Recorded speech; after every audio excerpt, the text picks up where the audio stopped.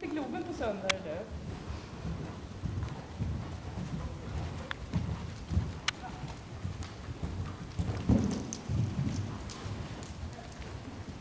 Kommer hon här, tror jag.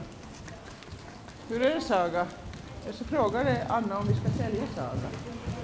Och då tyckte Anna att den fan ska jobba du annars med. Och sen tyckte Göran att undra om vi får någonting för henne. Och då sa jag, nej, det är lika bra att behålla. Det kan mamma.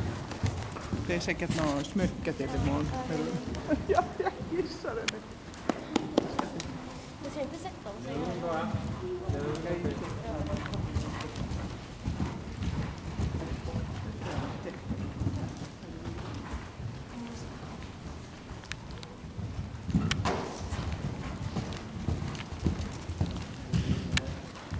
Ulrika, nu är inte iväg.